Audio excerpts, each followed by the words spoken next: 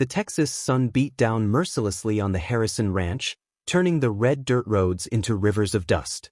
Inside the grand two-story house with its wide wraparound porch, William Harrison sat in his leather chair, a glass of whiskey untouched on the oak table beside him. At 62 years old, his weathered face told stories of decades building an empire from nothing. The sound of hooves approached, and moments later, his son Thomas burst through the door, his face flushed with excitement. William looked up, noting the unusual brightness in his son's eyes. Thomas removed his hat, running a hand through his dark hair before speaking the words that would change everything. He was getting married. The woman's name was Sarah Mitchell, daughter of a local shopkeeper. William felt his jaw tighten. Not from anger, but from concern. He had seen too many fortune hunters in his lifetime, too many pretty faces hiding calculating minds. His late wife had taught him that true character reveals itself not in grand gestures, but in small, unguarded moments. Thomas spoke passionately about Sarah's kindness, her gentle nature, how she volunteered at the church and helped families in need. But William had heard such descriptions before. Words were easy. Actions told the truth. As Thomas left to return to town, William stood at the window, watching the endless stretch of his land. Cattle dotted the landscape like dark spots on a golden canvas. He had built all this through shrewd decisions and careful judgment. He would not let sentiment cloud his vision now. That evening, as crickets sang their twilight chorus, an idea formed in William's mind. It was unconventional, perhaps even foolish, but it would reveal Sarah Mitchell's true nature. He would meet her not as the powerful William Harrison, but as someone she could easily dismiss. Someone invisible to most people. A beggar. The next morning, William shared his plan with his trusted foreman, Miguel, who had worked alongside him for 30 years. Miguel's weathered face creased with concern, but he understood. In 3 days, Sarah would be visiting the ranch for the first time. And William Harrison would not be there to greet her. Instead, a poor, desperate stranger would cross her path. Would she see a human being in need, or merely an inconvenience to step around? Miguel helped William transform in the old barn, away from the prying eyes of ranch hands. They worked by lamplight, though the sun blazed outside. William exchanged his fine cotton shirt and leather vest for threadbare clothes Miguel had obtained from the donation box at church. The trousers were patched at the knees, the shirt missing 2 buttons. His expensive boots were replaced with worn work shoes that had seen better decades. Miguel used ash from the fireplace to dirty William's face and hands, working it into the creases until he looked like a man who had not seen a proper bath in weeks. William's silver hair, usually neatly combed, was mussed and left uncombed. When Miguel held up a cracked mirror, William barely recognized himself. The transformation was complete. He looked like countless drifters who passed through Texas towns, searching for work, for charity, for any small mercy. Miguel's dark eyes held worry as he stepped back. He asked if William was certain about this plan. What if Sarah was kind, but Thomas discovered the deception? What if word spread through the county that William Harrison had pretended to be a beggar? The social consequences could be significant. William assured him this would remain between them. He needed to know the truth. Too much was at stake. His son's happiness, the future of the ranch, the legacy he would leave behind.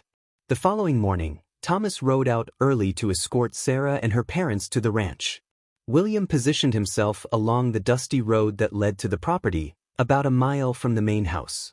He sat beneath a twisted mesquite tree, the morning sun already heating the earth. A small cloth bundle sat beside him, completing the picture of a traveling wanderer. The wait seemed endless. Hawks circled overhead in the cloudless sky. In the distance, cattle lowed softly. William's heart beat faster than it had in years, an unfamiliar nervousness settling in his chest. He was a man accustomed to control, to knowing outcomes before they unfolded. Now he was gambling on human nature, that most unpredictable of forces. Finally, dust appeared on the horizon. The sound of a wagon reached his ears. William lowered his head, letting his shoulders slump forward in the posture of defeat and exhaustion. Through the corner of his eye, he watched as the wagon approached, driven by Thomas with Sarah seated beside him. Her parents followed in a second, smaller wagon. This was the moment. Everything depended on what happened in the next few minutes. As the wagon drew closer, William could see Sarah clearly for the first time. She was younger than he expected, perhaps 23, with chestnut hair pulled back in a simple bun. Her dress was modest but clean, the dark blue fabric practical rather than fashionable. Her face held a natural warmth, but William reminded himself that appearances could deceive. Thomas called out to the horses, slowing the wagon as they approached. William heard Sarah's voice for the first time, soft but clear. She had noticed him sitting beneath the tree. She asked Thomas who the man was, if he needed help. Thomas glanced over, his expression hardening slightly. He said the area sometimes attracted drifters and they should continue on. The ranch was still half a mile ahead. But Sarah placed her hand gently on Thomas's arm. She asked him to stop. William felt his chest tighten. This was not the reaction of someone eager to impress her future father-in-law at his grand ranch. This was something else. Thomas pulled the reins, and the wagon creaked to a halt. Sarah climbed down before anyone could assist her, her boots raising small clouds of dust as she walked toward William. He kept his eyes downcast, playing his role. She stopped a few feet away, maintaining a respectful distance. Her voice was gentle when she spoke. She asked if he was unwell, if he needed water. William mumbled that he had been traveling for days, looking for work. His voice came out hoarse, unfamiliar even to himself. He said he had not eaten since yesterday morning. Sarah turned back toward the wagon where her mother sat looking uncertain. Sarah called out, asking if they had any food to spare from the basket they had brought. Her mother hesitated, clearly uncomfortable with the situation, but began to unpack a cloth-wrapped bundle. Thomas climbed down from the wagon, walking over with measured steps. He spoke quietly to Sarah, reminding her they were expected at the ranch. His father was a busy man who valued punctuality. But Sarah's attention remained on William. She knelt down in the dust, her dress pooling around her, and offered him a sandwich wrapped in paper. She also had a canteen of water. Her eyes met his, and William saw no pity there, no superiority. Only genuine concern. She told him there was a church in town, 5 miles south, where Reverend Matthews could help him find work. She described the route carefully, ensuring he understood. Then she did something that stunned William completely. She reached into a small purse at her waist and pulled out several coins. Not a fortune, but money that clearly meant something to someone of her circumstances. She pressed them into his dirty hand, telling him it was enough for a hot meal and perhaps a night's lodging. What happened next would stay with William Harrison for the rest of his life. William stared at the coins in his palm, their metal warm from Sarah's hand. He tried to speak, to thank her, but his throat had closed with unexpected emotion. This woman, who was about to enter a world of wealth beyond her imagination, had stopped to help someone who could offer her nothing in return. No witnesses of importance, no social advantage, just a moment of pure human compassion. Sarah stood, brushing the dust from her dress. She told him to take care of himself and that better days were ahead. As she walked back to the wagon, her mother looked relieved but puzzled. Thomas helped Sarah back onto the seat, his face unreadable. The wagon rolled forward, leaving William beneath the mesquite tree with coins in his hand and a weight lifted from his heart. He remained there for several minutes after they disappeared around the bend, letting the reality of what had happened settle over him.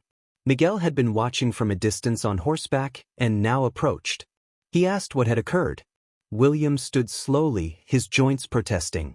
He told Miguel everything, his voice thick with emotion. Sarah Mitchell had passed a test she never knew she was taking. More than that, she had revealed a character that wealth could not buy and pretense could not fake.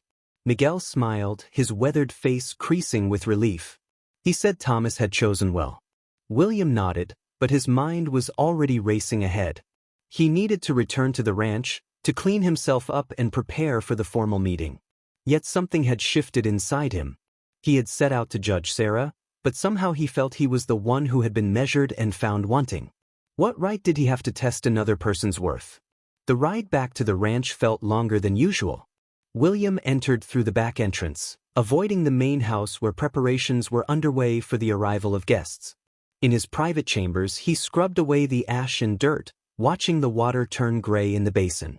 He dressed in his finest clothes, a black suit with a silver brocade vest. He combed his hair and beard until he looked once again like the William Harrison everyone knew. Downstairs, voices drifted up. Thomas was giving Sarah and her parents a tour of the house. William heard her gentle laughter, her exclamations of appreciation at the furnishings and the view from the parlor windows. But he also heard something else, a humility in her tone that suggested she was not overwhelmed by wealth but rather touched by the welcome.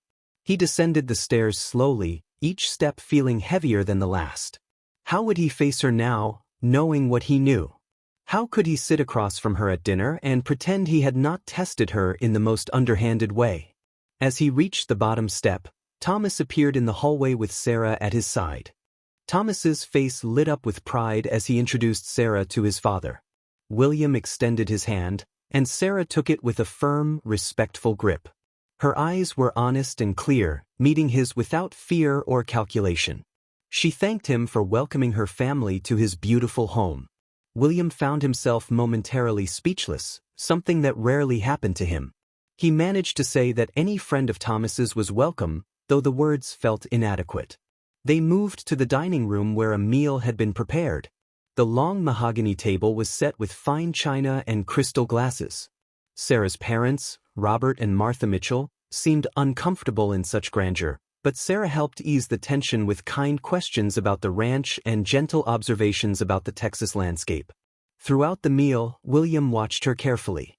She ate modestly, thanked the staff who served them, and listened more than she spoke. When her father mentioned their small shop in town, she spoke of it with pride rather than shame. She described helping customers, learning the value of honest work and fair dealing. Thomas beamed throughout the meal, clearly delighted that his father and Sarah were meeting at last. He spoke of their plans for a simple wedding at the church, followed by a celebration that would include friends from both their worlds. William noticed how Sarah's hand occasionally found Thomas's, a gesture of affection that seemed entirely natural. After the meal, William suggested he and Sarah take a walk through the gardens while Thomas showed her parents the stables. Sarah agreed, and they stepped out onto the back veranda where bougainvillea climbed white trellises and the air smelled of sage and honeysuckle. They walked in silence for a moment, the gravel path crunching beneath their feet. William struggled with his conscience. He wanted to confess what he had done, to apologize for testing her. But the words would not come. Instead, Sarah spoke first.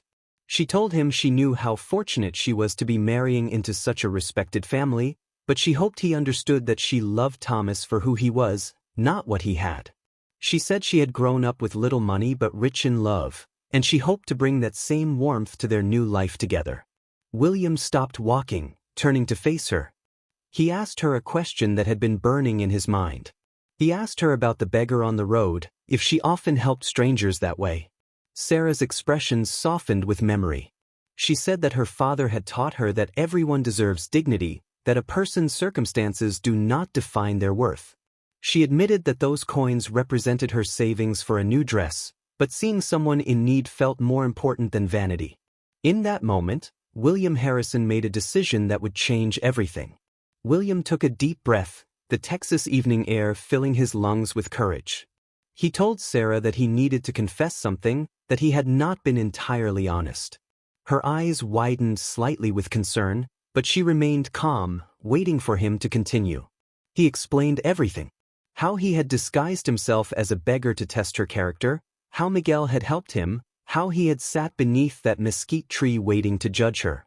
He told her he had been wrong to deceive her, but he needed to know if she truly possessed the kindness his son believed she had. The silence that followed felt eternal. Sarah's face went through a series of emotions, shock, hurt, confusion, and finally something William could not quite identify. She turned away from him, her hands gripping the porch railing. When she spoke, her voice was steady but pained. She said she understood his desire to protect his son, but the deception hurt deeply. She had given from her heart, and now that act felt tainted by secrecy. She asked if Thomas knew about the test. William assured her that Thomas had no knowledge of it, that this was entirely his own doing. He said he was ashamed of what he had done, but he would not compound his mistake with more lies. He told her the truth, that she had shown him what true character looked like, and he would be honored to call her daughter. Sarah turned back to him, tears glistening in her eyes. She asked why he was telling her this now. Why not simply keep the secret forever? William said that their relationship, their family, could not be built on deception. She deserved to know the truth, and he deserved whatever judgment she felt was appropriate. He said if she chose to walk away from Thomas because of his actions, he would understand, though it would break both their hearts. Sarah wiped her eyes, taking a long moment to compose herself. She looked out over the ranch, at the land stretching toward the horizon where the sun was beginning to set in shades of orange and gold. When she spoke again, her voice held a new strength. She said that what William had done was wrong, but his confession showed courage. She appreciated his honesty even if the test itself was hurtful. She asked for time to think, to process what she had learned. William nodded, respecting her request. They walked back to the house in heavy silence. That evening, after the Mitchells had departed, Thomas found his father in the study. He asked if something had happened, noting that Sarah had seemed quiet during their goodbye. William faced his son, knowing he owed him the truth as well. What followed was one of the most difficult conversations of William Harrison's life.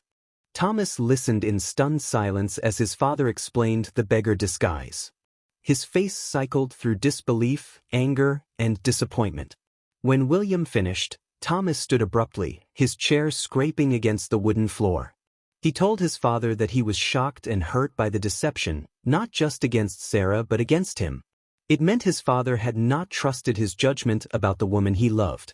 William accepted the criticism, knowing he had earned every word. He explained that his actions came from a place of protection, not doubt, but he acknowledged that he had crossed a line. He said he was deeply sorry and would understand if Thomas needed time away from the ranch. Thomas paced the study, his boots heavy on the floor. He said he needed to speak with Sarah, to make sure she was truly all right. He left that night, riding back to town under a sky full of stars. William sat alone in the study until dawn, wondering if his test had cost him not just a future daughter-in-law but his relationship with his son. 2 days passed with no word. The ranch felt emptier than usual, the silence oppressive. Miguel tried to offer comfort, but even his steady presence could not ease William's regret. On the third morning, a wagon appeared on the road. William watched from the porch as Thomas, Sarah, and her parents approached. His heart pounded with uncertainty. They entered the house, and Sarah asked to speak with William privately. In the parlor, with morning light streaming through the windows, Sarah told him she had spent the past days thinking deeply about what had happened. She said that while his method was flawed, she understood the love behind it. She had spoken with her own father, who admitted he might have done something similar to protect her. She said that trust was essential in a family, and if they were to move forward, it had to be built on complete honesty going forward. No more tests, no more deceptions. William agreed wholeheartedly, his voice rough with relief and gratitude. Sarah then proposed something unexpected. She said that the experience had taught her something valuable about appearances and assumptions. She suggested that the wedding celebration include not just wealthy ranchers and town dignitaries but also ordinary working people, drifters, those whom society often overlooked. She wanted everyone to be welcome at their table. William felt pride surge through him. This young woman understood something he had spent a lifetime learning, that true wealth was measured in character, not coins. He told her the idea was perfect and that he would personally ensure everyone felt welcome. In the weeks that followed, the Harrison Ranch became a hub of activity as preparations for the wedding intensified. William found himself working alongside Sarah, planning a celebration that would reflect the values she had demonstrated on that dusty road. Thomas watched his father and his future wife develop a genuine bond, built not on pretense but on mutual respect and understanding. The wedding day arrived with perfect Texas weather, clear skies, and a gentle breeze. The church overflowed with guests from every walk of life. Ranchers sat beside shopkeepers, wealthy families next to working men and women. As William walked Sarah down the aisle, he leaned close and whispered his thanks for the lesson she had taught him about judging hearts instead of appearances. At the reception on the ranch, under strings of lanterns as the sun set, William Harrison stood before the gathered crowd. He raised his glass and gave a toast that surprised everyone. He spoke about the nature of wealth, about how he had spent decades building an empire but had almost lost sight of what truly mattered. He thanked Sarah for reminding him that the richest person is not the one with the most land but the one with the most compassion. As the evening unfolded with music and dancing, William found himself sitting on the porch with Miguel, watching the celebration. Miguel remarked that it had all worked out well in the end. William nodded, but said he had learned something important. Real character cannot be tested or measured. It simply reveals itself through daily choices and small kindnesses. Sarah had not passed his test. She had transcended it entirely, teaching the teacher and humbling the proud. Under the vast Texas sky, with stars emerging one by one, the Harrison Ranch celebrated not just a wedding but a new chapter built on understanding, forgiveness, and the recognition that sometimes the people we test end up transforming us instead. The rich land baron had dressed as a beggar seeking truth, but what he found was far more valuable: a daughter who would enrich his life in ways money never could, and a reminder that humanity's greatest treasures are found not in bank accounts but in open hearts willing to help a stranger on a dusty road. 3 months after the wedding, life on the Harrison Ranch had settled into a comfortable rhythm. Sarah had transformed the main house with her gentle touch, adding curtains her mother had sewn and filling rooms with wildflowers from the prairie.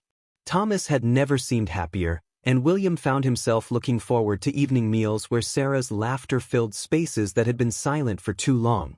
One afternoon, as autumn began to paint the Texas landscape in shades of amber, a stranger rode up to the ranch. William was reviewing ledgers in his study when Miguel knocked urgently. A man was asking for Sarah specifically, claiming to be her uncle from back east. Sarah's face paled when she heard the news. She told William and Thomas that she had an uncle named Joseph who had left the family 15 years ago after a dispute with her father. No one had heard from him since. They assumed he had moved to California or perhaps died somewhere along the way. The man waiting in the parlor was weathered and thin, his clothes suggesting hard travel. When Sarah entered, his face broke into a cautious smile. He said her name softly, as if testing whether she would recognize him. Sarah studied him carefully before nodding. She remembered him vaguely from childhood, though he looked decades older than he should. Joseph explained that he had been working in silver mines in Colorado, sending money when he could, but letters never reached the family. He had only recently learned of Sarah's marriage through a traveling merchant who knew the Mitchell family. He said he came to make amends, to reconnect with the only family he had left. William watched the exchange carefully, old instincts awakening. Joseph's story seemed plausible, but something felt incomplete. Sarah invited her uncle to stay for dinner, and Joseph accepted gratefully. Throughout the meal, he asked questions about the family, about Sarah's parents, about life in Texas. His interest seemed genuine, but William noticed he asked very specific questions about the ranch, about cattle prices, about how much land the Harrisons owned. After Joseph retired to the guest room, Thomas dismissed William's concerns. He said the man was simply curious, that anyone would ask such questions. But Sarah was quieter than usual. She told them that her uncle had always been charming but had a history of gambling debts. Her father had loaned him money multiple times before the final argument that split the family. William suggested they remain cautious but hospitable. They would give Joseph the benefit of doubt while staying alert. That night, William could not sleep. Something about the situation troubled him deeply. He had tested Sarah's character once and been proven wrong to doubt her. But this was different. This was about protecting his family from a potential threat. Joseph stayed at the ranch for a week, making himself useful during the day and charming everyone at dinner with stories of his adventures out west. He spoke of mining camps, of fortunes won and lost, of the hard lessons learned through years of wandering. Sarah seemed to relax around him, her initial wariness fading as memories of childhood returned. One evening, Joseph asked Thomas about opportunities in the cattle business, whether a man with limited capital could start small and build something meaningful. Thomas, eager to help family, offered to introduce him to some smaller ranchers who might need experienced hands. William said nothing, but his unease grew. The following day, William rode into town on business. While at the bank, the manager mentioned something troubling. A man matching Joseph's description had been asking detailed questions about the Harrison accounts, claiming to be family and needing information for legal purposes. The banker had refused, naturally, but thought William should know. William's blood ran cold. He thanked the banker and rode immediately to see Robert Mitchell, Sarah's father. Robert welcomed him into the small office behind the shop, concerned by William's serious expression. William asked directly about Joseph, about the circumstances of his departure from the family. Robert's face darkened with old pain. He explained that Joseph had not just borrowed money, he had forged Robert's signature on a loan document, putting the shop at risk. When confronted, Joseph had disappeared in the night, leaving Robert to clean up the mess. It had taken years to pay off that debt. Robert said he had wanted to warn Sarah when Joseph appeared, but Martha convinced him everyone deserved a second chance. Perhaps 15 years had changed the man. William rode back to the ranch, his mind churning. He needed to handle this carefully. If he accused Joseph without proof, he risked appearing like the suspicious, testing man he had promised Sarah he would no longer be. But if Joseph was planning something dishonest, William could not stand by and let his family be hurt. That evening, William asked Miguel to quietly watch Joseph's movements, to note if anything seemed suspicious. Miguel agreed, understanding the delicate situation. 2 days later, Miguel reported something disturbing. He had seen Joseph late at night going through papers in Thomas's office, documents related to ranch finances and property deeds. When Miguel made a noise, Joseph had quickly pretended to be looking for writing paper to pen a letter. William knew he could wait no longer. He called a family meeting the next morning, including Sarah's parents. In the study, with everyone gathered, William laid out what he had learned. The questions at the bank, the history with Robert, the midnight investigation of private papers. Sarah's hand flew to her mouth, tears forming in her eyes. Thomas looked stunned and angry. Sarah stood abruptly, her chair scraping the floor. She said she needed to confront her uncle directly, to hear his side before making any judgments. William cautioned her to be careful, but Sarah's determination was clear. She had been deceived, and she deserved answers. They found Joseph in the garden, enjoying the morning sun with a cup of coffee. When he saw the group approaching, his easy smile faltered slightly. Sarah asked him directly why he had been asking about their finances at the bank and going through Thomas's papers. Joseph's face cycled through several expressions before settling on defensive indignation. He claimed he was simply trying to understand the family business, that he wanted to find ways to help. He accused William of being suspicious and unwelcoming, of never giving him a fair chance. Sarah's voice remained steady but firm. She told Joseph about the conversation with her father, about the forged signature and the debt that had nearly destroyed their family. She asked if he had truly changed or if he had come to the ranch with dishonest intentions. The silence that followed was heavy. Finally, Joseph's facade crumbled. He admitted that he had accumulated new gambling debts in Colorado, that dangerous men were looking for him. He had hoped to borrow money from his wealthy new relatives, perhaps even convince them to invest in a mining venture that did not actually exist. He said he was desperate, that he had nowhere else to turn. Thomas stepped forward, anger flashing in his eyes. He told Joseph he had betrayed their hospitality and Sarah's trust. He demanded that Joseph leave the ranch immediately. But Sarah held up her hand, stopping Thomas. Her face showed pain but also a strange calm. She told Joseph that she remembered him from childhood as a kind uncle who made her laugh, who brought her candy when he visited. She said it broke her heart to see what desperation had made him become. Then she made an offer that surprised everyone. She said Joseph could stay 1 more week at the ranch, working honestly for his keep.